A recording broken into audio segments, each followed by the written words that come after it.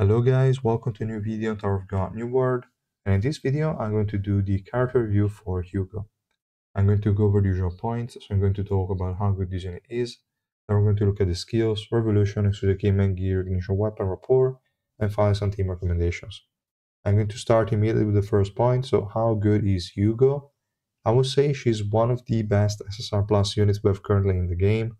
She's an attack scaler, so that means her damage potential will hit the ceiling sooner or later. But as of right now, she seems to be able to carry up to like 450 deficit quite easily. And above that, she will need a very dedicated team for her to be able to deal damage. But she can definitely do something even there. So I would say she's a really solid pick. She's a really solid unit that will last for a long time. But what's really good about her, other than the damage, is that she has nice utility with a damage decrease and a buff removal from enemies. Really good stuff. And she's also basically unkillable. She doesn't care about how much damage the enemies are going to do. And all she cares about is how many hits the enemies have. But I would say also those enemies that normally can create trouble for her are not too big of a deal if you use the remaining 4 slots of the team to deal with them. So in general, she won't really have a lot of problems, which is really, really insane. Great value, really great unit. Now, in terms of how many dupes you should have on this unit, I would say 0 dupes is barely passable. She's a bit better than a Vespa, for example, but her shield will not be up for long. She won't deal damage, so I don't know. She's going to be a very below average unit. You can still use her, but I wouldn't recommend it, let's say. What I recommend is at the very least 3 red. She will have all the percentages maxed out on her skills, so all the skills at full potential, and all you lose out on if you go 3 red is that she's not really going to deal insane amount of damage, but she will still be fine for like 300 deficit or so. If you get her to Rainbow 5, then you get access to attack increase, crit rate increase, and crit damage increase, which are all really helpful at increasing her damage. And you also get the Revolution 4 effect that is really, really good. So yeah, this is more or less it for how good this unit is and also in terms of investment. I would say we can move on and have a look at the kit, and then we move on also to the other points. For the passive, that is the most important skill in Hugo's kit. She's going to target an enemy at the start of the battle, the highest attack enemy, and mark them as the luxury item.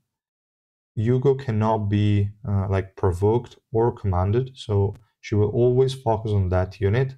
And if the enemies have any provoke or fascinate skills, she will just ignore them and keep on going straight to that target. So really, really good.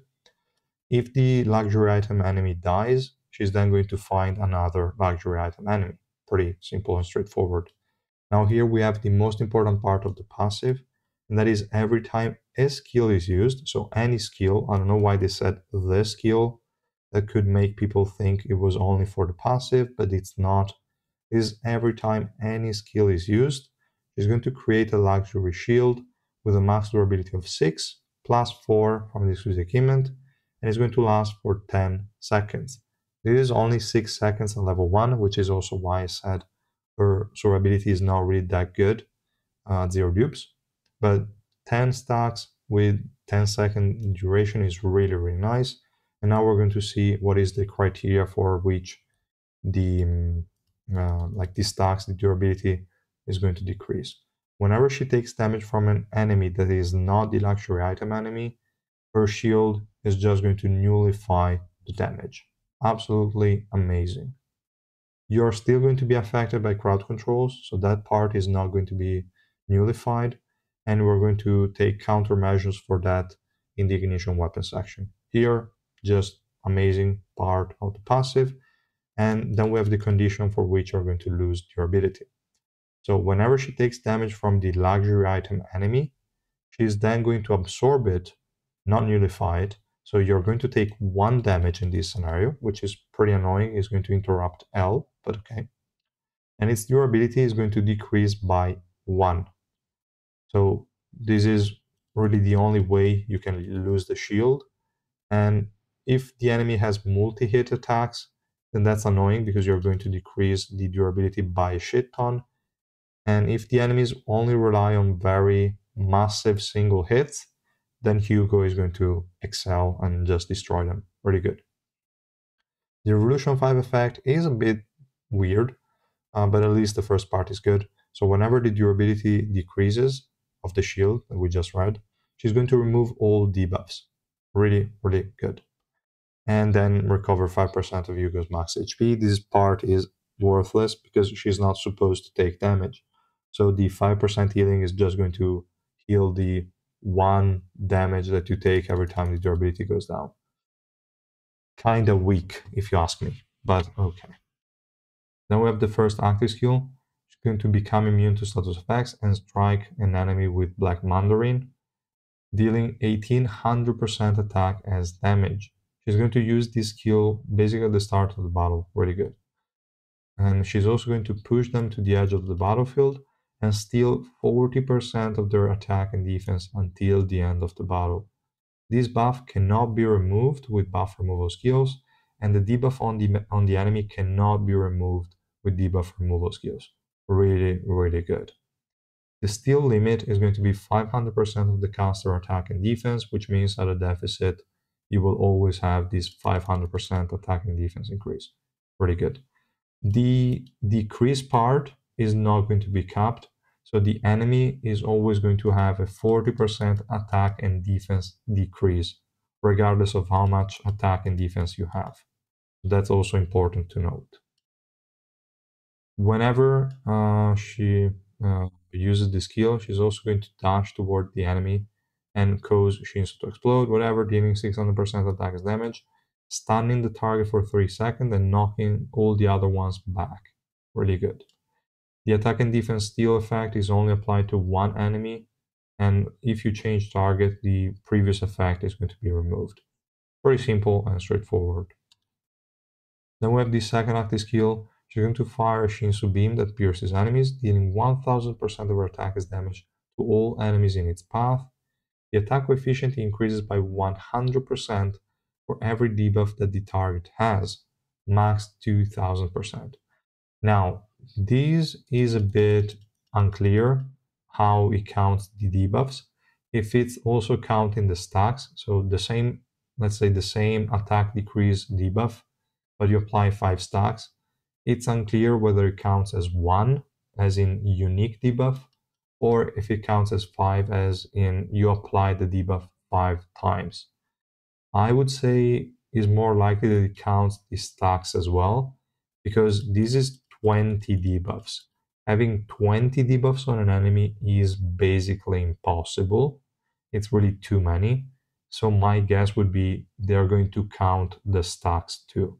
So on her own, she can provide, I think, at the very least 6 of those 20 stacks. The remaining ones should be provided by the rest of the team. Really, really good. So overall, this is a nice skill. You will see also while playing, this is also a really relevant part of her damage. Then we have the special move. She's going to become immune to status effects, okay, during the cast time, pretty standard, and deal 700% of her attack as damage to enemies within range 5 times. This is 3500% attack as damage. Really, really high. And she's going to steal 10% of the attack and defense from targeted enemies for 15 seconds. This can stack up to 5 times, which is an additional 500% attack and defense increase, together with the, again, 500 from here. You're going to increase your attack and defense by 1000%. Really insane.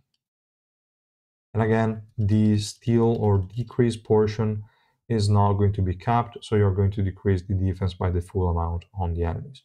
Really, really solid. But what's also important is that enemies hit by this attack will lose all buffs. Really solid. And also receive a stat buff block debuff for 12 seconds, which means they cannot receive any stat increase for the duration. Really good.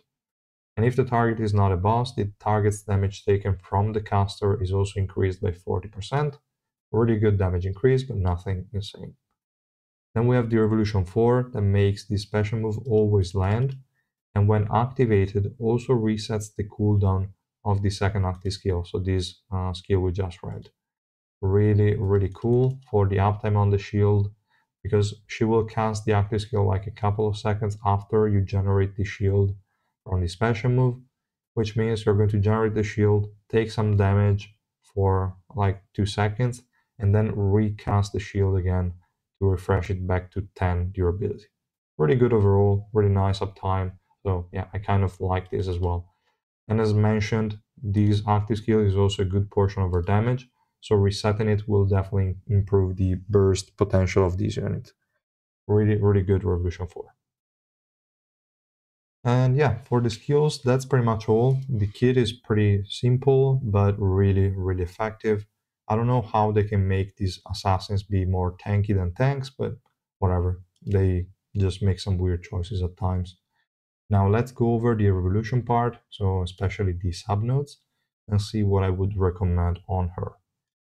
Effect hit, definitely nice for applying debuffs on the enemies. It is not too important in adventure because you normally have more effect hit than the enemy effect resistance. You start with 80 considering your origin orb is maxed, and you just need a few more that you will eventually have in the subnodes to guarantee hits on the enemies. But I mean, this is pretty cheap and will boost your archive, so I say go for it. It's not a big deal. Then we have accuracy. This is also important if you don't have enough accuracy already to hit the enemies. So again, only upgrade this one if you actually need it. Lifesteal is absolutely like terrible. Do not upgrade it. I made a mistake to place these 4 points on it. It really makes no sense. She will take no damage, so it's really irrelevant. Then we have crit damage, attack, and crit rate. Pretty simple, and as usual, you definitely want to upgrade the attack as much as possible because that will also like improve the scaling of all the steel that she has, making her get more and more and more attack. So really, really important note. Crit damage and crit rate are also pretty important to boost her damage. Defense is entirely irrelevant. This would have been important if the steal or the decrease on the enemy defense was actually tied to her own defense. But no, this is only increasing the amount of defense stats that she gets for herself. And that's irrelevant because she's not taking damage. So we don't care about getting higher defense. And for that reason, this node is basically worthless. Then for the last two, I would say bonus elimination energy could be nice if you are below, let's say, 400 deficit, because you will likely kill enemies fairly quickly, and that will give you more energy to then chain your special moves. But that's not too necessary. I never felt a need for it. And the max cooldown reduction, I upgraded recently. I found a matchup where I was like, okay, this seems tricky to keep the shield up just on Hugo 1v5. So I tried to upgrade the max cooldown reduction. It made a difference, not too insane, but she lasted a bit better. She had less issues against that team. I would say this is definitely an okay node to have, but will it make that big of a difference? Not really. So to me, you can just skip it. It's not that important. It's better to save resources for other nodes. So yeah, at the end of the day, fact it is nice to have. Attack, crit damage, and crit rate are the most important ones, and the rest can just be ignored. So yeah, that's more or less it for evolution. Let's have a quick look at the exclusive equipment. We have the crit damage increases and effect. This is nice. There are not many other options that would have been better. Actually, yeah, probably this one was the best option possible. So really good. Then we have level 1, what I already mentioned, the +4 to the durability of the luxury shield. Then we have level 2. Every time the durability of luxury shield decreases, she's going to gain a physical pierce increase by 20% for 10 seconds, max 8 stacks. So this is up to 160% physical pierce. This is one of those reasons why I kind of want the durability to go down, and it will go down. Unless you have a team that can perma-stun enemies, the durability will go down. It's important to note that only the luxury item enemy can decrease the durability on the shield, so everyone else on the enemy team cannot until they become the luxury enemy. So yeah, this is again an important thing, but you definitely want to CC enemies, but not too much, so that you can get some stacks on this effect here. Then we have level 3, the cooldown of Let's Fight, the skill that is going to dash against the enemy, is going to reset when there is no luxury enemy around Hugo. The skill cooldown reset does not activate again for 8 seconds. So this is important in case you are in a team fight and the enemies like to reposition themselves. You can then chase them up. Like for example, a Viol, you're going to jump on them, Viol is going to dash away, then Hugo is going to reset the cooldown and jump on them again, which is pretty solid. I would say level 3 is a nice effect to have. Level 4 is going to further improve the damage on the second active skill, the simple Shinsu Beam. You're going to increase the scaling of every stack by 50% and the limit by 1000. So for every debuff on the enemy, she's going to get 150% attack coefficient instead of the previous 100, up to a total of 3000. So potentially, when an enemy is affected by 20 debuffs, this active skill is going to do 4000% attack as damage. Really insane numbers. Overall, the exclusive equipment is really good. Now for gear, it is pretty simple. I would say this one is entirely worthless. Do not upgrade it. It makes no sense. Don't ask me why I did, but okay, fine, whatever. It's just entirely worthless. Believe me, just useless. Then we have crit rate and crit damage, probably the most important one for the crit damage. So really good to have. Now we have accuracy and evasion in case you need to hit enemies or dodge the attacks. And same thing with this one, if you also want to leverage the dodge of this unit, then you could also upgrade that one. The most important one is slot 2, followed by, I would say, slot 1 and then slot 3. Slot 4, again, entirely worthless. Then we have the initial weapon part. This is really, really important because what we're going to talk about here is going to have an impact on how good Hugo will feel for you. So the options you have here are varied. You have quite a few options you can run on Hugo. My favorite so far is Alocasia, because this will allow her to dodge some basic attacks, which could be a pain to deal with because basic attacks also count when decreasing the durability of the shield. And if you're already facing an enemy with a lot of multi-hits, also adding the basic attacks on top could be annoying. So this one gives a bit more sustainability on the shield while still guaranteeing that you're going to decrease it sooner or later with other skills, especially like on the enemy skills, you're not going to get any advantages. So yeah, I definitely like it for this aspect here of the dodging. The additional pierce is nice, but it's not really too important. It's only a 30%. You don't really rely too much on it, but it's okay. It's okay. Now, what's really important is the slot 4 main stat. You want to go with effect resistance, because as I mentioned before, all enemies can still apply crowd controls to you, and you want effect resistance to, again, resist them and be able to cast skills back to back to back to keep the shield up. So effect resistance, absolutely mandatory, super important stat. For slot 5, physical pierce, there's really nothing better than that. And in terms of substats, you just want to go crit damage, effect resistance, physical pierce. That's all you care about. So yeah, really, really important. Now, other sets that could work and that would still follow the same logic in terms of slot 4 main stat would be Rafflesia, pretty good. That also provides the 2-second status effect immunity after you're hit by one for the first time, or once every 8 seconds or so. So really good effect and also generates some energy. So that's a solid option. That will just make it so basic attack will decrease your like your shield quite a bit. So I still prefer Alokazi a bit more, but yeah, Rafflesia is definitely viable. You could run L, but that would imply you have to perma crowd control all the enemies, making her innate survivability quite worthless because you don't want to be damaged by the luxury item enemy. You don't want to be attacked by them. So that's a bit like it's viable, but it's kind of counterintuitive with our kit. You're also not gonna get any stacks from this level 2. So I don't really like L. It's going to give you a lot of energy, but still not like it doesn't really make a lot of sense to me. But it's viable, so you can use it. You could use Idea 2 for the extra like effect resistance from the 2-piece and the quick second cast of the special move. Is it necessary? I don't think so, but it's okay. It's viable as well.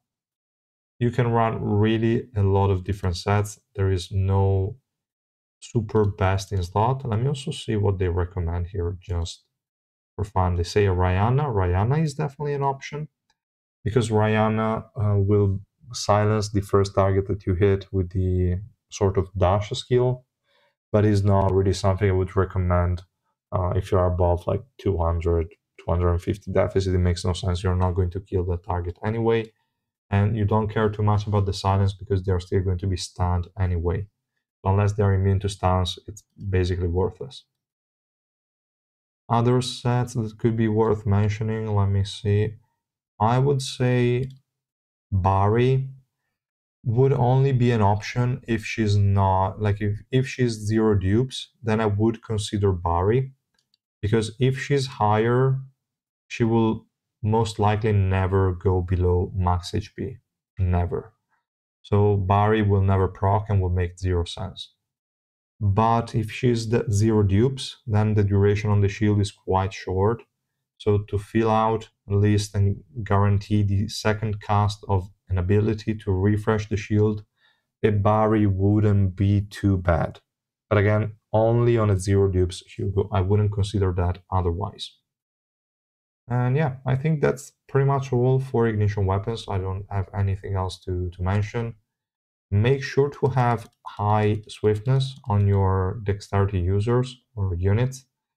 I would say 120 for me was enough to not run max cooldown reduction. I cannot guarantee for anything lower than that because I have no personal experience. But I think anything higher than 110 should be fine. You shouldn't have any problems. So definitely you want to increase your swiftness for dexterity. Now, that being said, let me go over Rapport and then we can see some team recommendation. For Rapport, she's a main DPS. You definitely want to hit enemies, so go for accuracy. Level 6 and you're done. Now, let's go over the arena simulation and have a quick look at some team compositions for Hugo. To be honest, if you are around 300, 350, she can solo, so you don't need a team. You just need to be careful which enemies you're facing. If there are too many healers, she could have problems, like against Blank, I always had issues. But in general, she's going to do well, even on her own. If you want to maximize her potential, definitely Albelda is your pick. You need Albelda Revolution 5 for the active skill cooldown reset. But yeah, definitely Albelda, amazing unit to increase the amount of attack increase that she gets and in turn the amount of damage she deals. So really, really important unit. And the rest of the team, to be totally honest, is really just trying to counter the enemy composition. The only things that she could need would be additional debuffs on the enemies to increase the attack coefficient on one of her active skills, and also grouping. So you could go for a unit like Irang. She would be fine so that she groups all the enemies up, and then Hugo is going to hit all of them with the special move, which is going to be pretty massive for the amount of damage she deals, and she's also going to hit them with the follow-up active skill. So really, really good. But yeah, not too mandatory. Another good unit that you could paired with her would be a unit that can block enemy HP recovery in case you are facing a lot of healers. So Ice Spear Kunagero would be a nice option. A Kranos Yuri orange 4 or above would be a good option. Spear Barana could be a good option, those kind of units. So yeah, definitely something to block the enemy's HP recovery will be appreciated. You could also go for something like it's hard to break barriers in case there are a lot of enemies with barriers. That's an option. But yeah, in general, you don't really have high requirements for your team. It's just use the remaining slots to counter the enemy compositions. This is just my recommendation. Really, you don't need anything specific or anything in particular with Hugo. She's extremely versatile, which is a huge plus if you ask me. So yeah, definitely amazing unit. And I think there is nothing else to mention here for team recommendations. Again, extremely versatile. She can counter a lot of annoying units. She is okay at killing Urek, Tenkat, Garam, all of those high single hit units. She's going to destroy them super easily. If your deficit is too high, so it's 500 plus, she's not gonna kill 10 cats or Urek that easily, but in all other scenarios, she's going to be fine. Be careful of an enemy White, enemy Gustang, enemy like Revolution Bomb. All of those have multi-hits attacks. They are quite annoying, but not too hard, again, if you use the remaining 4 slots to specifically counter them. So yeah. That's all I wanted to say about Hugo. If you have any questions, feel free to leave them down below in the comments, and I will see you guys in one of the next videos.